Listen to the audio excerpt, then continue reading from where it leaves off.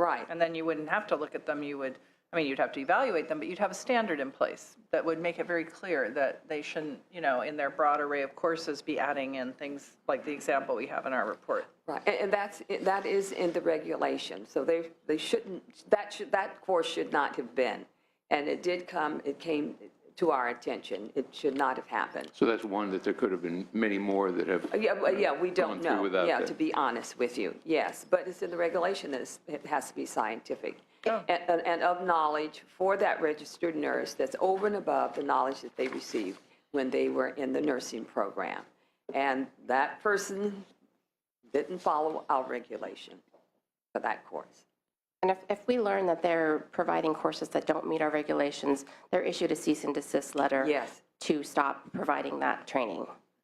If they further fail to comply, they can be referred for a citation or possible withdrawal of their provider number. Provider number. Is that what happened with ClearSight, where they I don't issued a believe so. letter or? Yes, they were issued a cease letter to stop providing that course. However, I don't believe that any further action was taken after that. I believe that they did stop providing that course.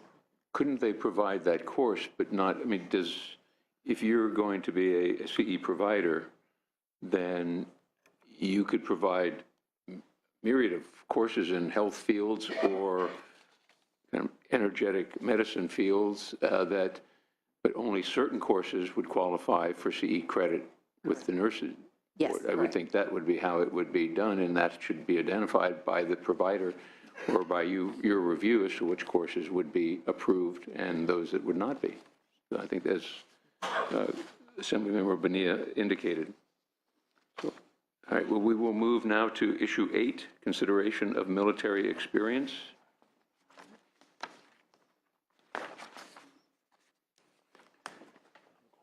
Thank you for the opportunity to respond to this one this particular issue right here. The BRN is wholeheartedly behind supporting our warriors because I'm one too. I served in the Marine Corps. I'm a Desert Storm vet. I'm from San Diego County, which we probably have the largest amount of military veterans in the state. And the BRN has worked in concert with all branches of the military to determine what education and training is provided to those military groups that could be possibly used as a mean to meet educational requirements to be licensed as an RN in California.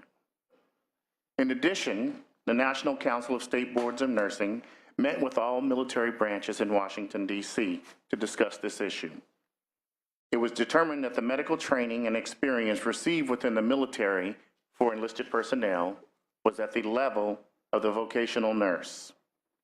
And there was one position within the Army that closely met the level of educational training required for pediatrics and obstetrics, which is approved for licensed vocational nurse in the state of California. This is documented and an analysis completed by the National Council of State Boards of Nurses in 2013 in consultation with the military, personnel, and leading experts in the areas of nursing and military education. I myself am active and involved with educating the military veterans in San Diego through a program which I work as a part-time faculty. This program has set up a special program on weekends and evenings to teach military veterans. The independent duty corpsman and the basic corpsman.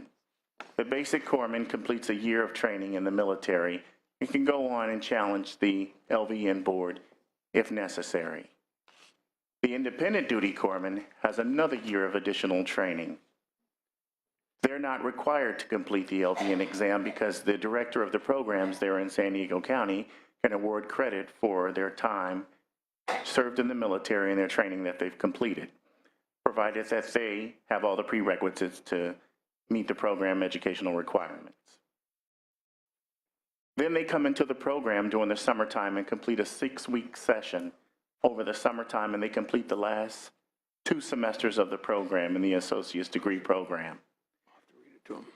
Time has been set up to where they can complete these programs during the weekends and evenings. And the BRN, we support these programs in setting up these special programs for these military veterans that want to go on and further their education and become licensed RNs in the state of California. These two programs are Southwestern College and the other one is Miracosta College. One located in the northern part of San Diego County, the other one located in the southern part of San Diego County.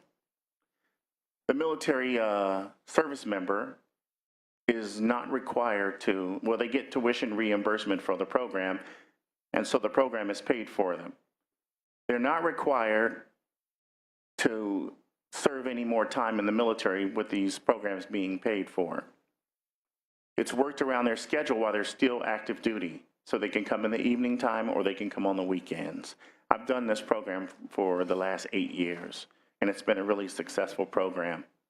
They have high pass rates once they complete this program. So while the registered nurses serving in the military, the ones that are currently serving in the Air Force, Navy, and the Army, they're required to have a baccalaureate degree in order to enter into the military or work at any VA system for that fact of matter. They have to have a baccalaureate degree. So the BRN, we do support educational programs that want to set up programs for these individuals. I also discovered that the University of San Francisco, University San Francisco is setting up a special program where they're transitioning military veterans to baccalaureate degrees also. The BRN, we do not evaluate experience as a method to obtain an RN license for any applicant. An applicant is required to provide transcript that show education and training that must meet educational requirements enforced by the California nursing programs. The board's Educational Licensing Committee is putting forth guidelines for military applicants to better assist them at the April 2015 board meeting for review and approval for the final board meeting following month. The BRN reviews transcripts for all applicants in the same manner, and if deficiencies are found, we provide feedback to the applicant on what coursework is deficient for licensure.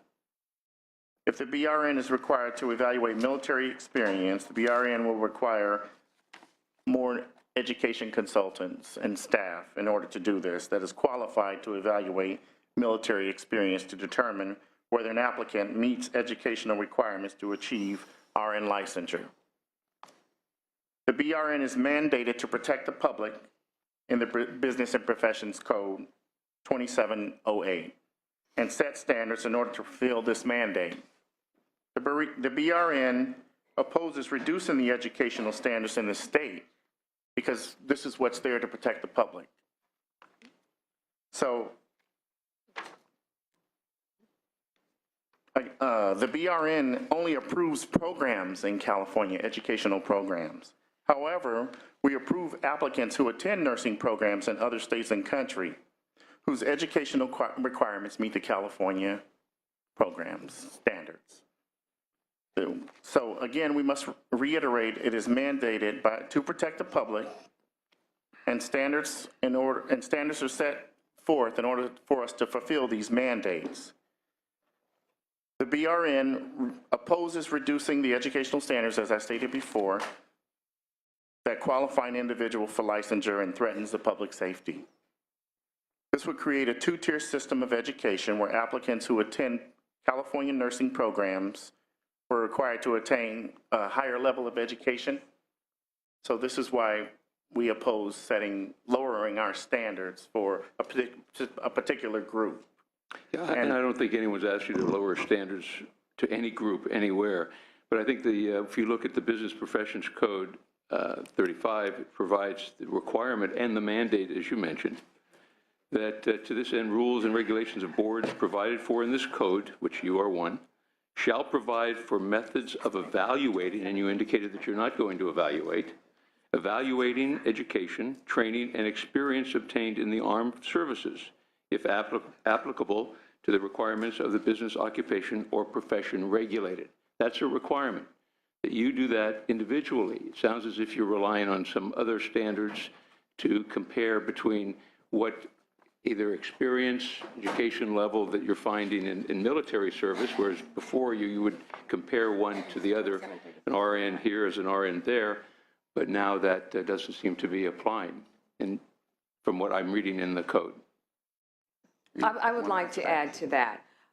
Since that time, Business and Professions Code 2736.5, that code, and I discussed this with our legal, it indicates in there that we would evaluate the military applicants via the education. So that came much later than the code 35. Yeah. No, regardless of whether that came subsequent to the original law, it's still valid law, that it is the responsibility of the BRN, as any board, to evaluate the education, training, and experience on your own to require whether it applies. Our council has stated that 2736.5 supersedes 35 35, because we yes. have our own statutory authority that states that it's Yes. education. It doesn't, experience was removed from that Yes, for the code That's section. not our understanding of that. So we did go We to could legal. But all right, we'll look at that Sure. Yeah, beyond that. But that's why. so we'll move now to issue 10, fingerprinting. And really, I think the question, can you give an estimate of the number of licensees that need new fingerprinting? Unfortunately, I do not have that number. The vast majority of those that were from 1990, prior to 1990, Prior, wait, yeah. 1990 to 2005. So- We need to, we're trying to work with the Department of Consumer Affairs to create an ad hoc query out of the system to determine who has fingerprint results and who does not have fingerprint results out of the brief system to tell us who we're missing still. In the minutes of your board of 9/11/13, there were approximately 75,398 nurses licensed between 1990 and 1998 that have paper fingerprint cards on file. So it looks like a large number of 75,938. there. So- 13. I'm sorry? 13, Yes, but that, 2013. November, yeah, right. September. But the number wouldn't have 2013. changed between then and now, if that's what you're asking. Well, no, the difference could be that they may not have active licenses right now, and those that have an active license are required to have the fingerprint results. So we would run an updated report to verify, and then we will contact those individuals who At we do not renewal, have. You would ask for that? Yes. We can actually, well, we can do that. It doesn't have to be at time of renewal. That would be the easiest method for us to do so. And that's normal practice, you are asking for those? It's on their renewal form that asks, That's have they been it. fingerprinted? Yes. Good, very good, thank you. Other questions? We have no further questions. Now, if we'd like to bring members of the profession or public who would like to comment on the board?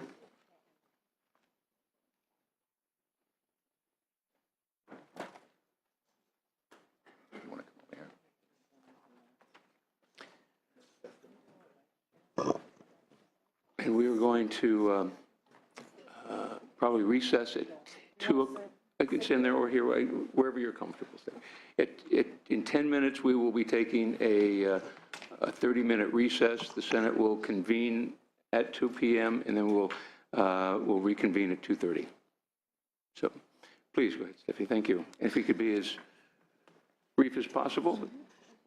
Mr. Chairman, Co-Chair Bonilla, Chairman Hill, and members of the committee, Stephanie Roberson on behalf of the California Nurses Association, representing over 90,000 registered nurses in California. Try to be quick. The CNA has reviewed both the BRN Sunset Review Report recently submitted by the committee.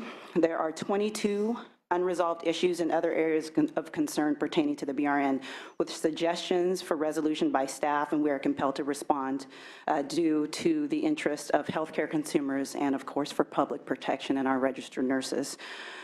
Because the last recommendation is the most onerous to us, the BRN sunset date not be extended at this time needs to be addressed. The sunset date for the BRN is January 1, 2016, and gives the BRN less than 6 months in the regular session of the legislature to do 3 things: implement changes recommended in the report, evaluate the impact of the changes, and report progress on changes made to the legislature or face elimination of the BRN as currently constituted. That is a task that cannot be done within the time frame, and if the staff recommendations were to be accepted by the legislature, it would mean elimination of the BRN. We do not see anything in this report that is of such significance to the threat of public safety and as to warrant this recommendation. In fact, the background paper clearly states, the BRN continues its efforts in the CPEI goal of completing disciplinary cases in the average of 12 to 18 months. While the BRN has not yet met those targets, there has been improvement. Currently, the BRN is completing cases on average in approximately 22 months as compared to 36 months in the previous sunset review. Speaking of the last sunset review, it revealed that an average case processing time frame from 07 to 08 was about 42 months. The BRN has been able to almost cut half of that time now to complete cases. So given the fact that some delays have occurred in the area and outside the area of the BRN, the effort of this agency to protect the public by ensuring licensees' safe practice is laudable.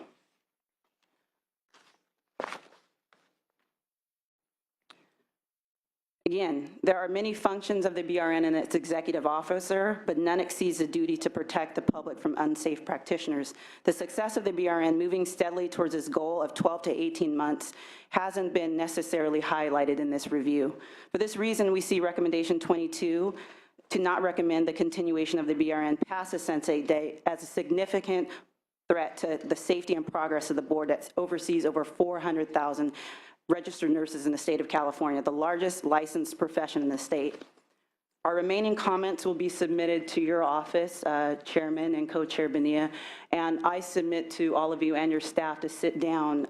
We have looked, again, thoroughly at the report. We have at least 17 or 18 areas of concern to us that are founded, some unfounded, quite frankly, and we want to walk through those issues with you. If I can just hit on 2 quick points. In looking at some of the comments and criticisms and critiques of the BRN, we also found that the medical board didn't go through quite the same review as the BRN. If I could read, it's perplexing to us in the staff recommendation of the medical board in 2013, and we compared that to the BRN. The NBC staff recommended and stated, recommending that the licensing and regulation of physicians and surgeons and allied health professionals continue to be regulated by the current board members of the medical board in order to protect the interests of the public and to be reviewed once again in 4 years. A staff report excused sharp criticism that has been levied against the board prior to the review, noting that the NBC has faced a number of challenges in seeking to fulfill its consumer protection mission, budget crisis, budget restrictions, hiring freezes, vacancies, staff furloughs, and have all contributed to limiting the board's operations. A LA Times article dated April 16th announced the legislature should pull the plug on an inept medical board of California. And yet the staff recommended that continuing the NBC until 2018. The BRN has faced some of the same challenges as a medical board and yet managed to provide improvement enforcement services from the public whose limited resources are with a few board members. We cannot understand the desperate recommendation that the BRN is receiving under this sunset review. We'd also like to go a little bit more into detail about what was talked about earlier around the substance abuse standards. There is a pending report that the AG will opine upon. We've also had conversations with the BRN and other affected folks, and we have worked with the pharmacy board to wait till that recommendation comes out before the board takes any further action on that issue.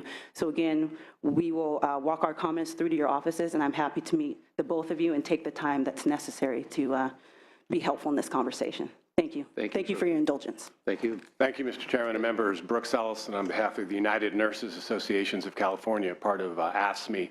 In interest of time, we'll make it pretty quick. We agree this should not be sunsetted. We don't think that makes sense. We think We should find a way to get them to improve. We want them to be more efficient, but we need to work within it. We're a little concerned about what the discussion will be like next time. Right now, we're talking about the old board and the new board. What is the next discussion? The old board, the new board? How many boards in a short period of time? We think that that is too confusing. I think we got to get behind the board and figure out a way to have it improve.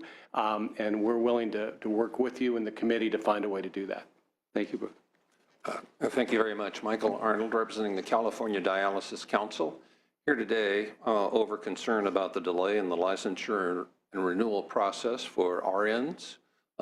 In the dialysis industry, we are having a very difficult time obtaining RNs, especially from out of state. It takes a long time. We're told that maybe it's the breeze process that is causing this. We don't know, but we really need to know some kind of time frame from the BRN so that we'll understand how far in advance we need to start the processes for both renewal of an existing license and getting nurses from out of state to obtain a license in California. So we're simply requesting from the BRN if they could give us some idea of how long it's going to take them to do these two jobs in the future. That would be extremely helpful. Thank you. Next speaker, please. Yes. Yeah, at the table, you can come here. And, no, yes, go ahead. Yes, I'm Dr. Stephen Grinstead. I'm here in my capacity as a private practitioner in the field of substance use disorders since 1984. I've had the opportunity during that time to work with a lot of members of the Board of Registered Nurses who had gotten in trouble with alcohol and other drug issues or mental health issues. And I'm also an international expert in addiction and relapse prevention. What I see from the California Board of Registered Nursing, they have one of the best monitoring programs in the United States. And I would hate to see that jeopardized by this sunset provision, because they are definitely protecting the public and they are allowing exceptionally trained nurses to have a second chance, like was mentioned earlier, and to use all their education and skills to help the public. But at the same time, they do need to be monitored, and the BRN probation and diversion programs do an exceptional job, the best that I've seen in the United States. Thank you for your testimony.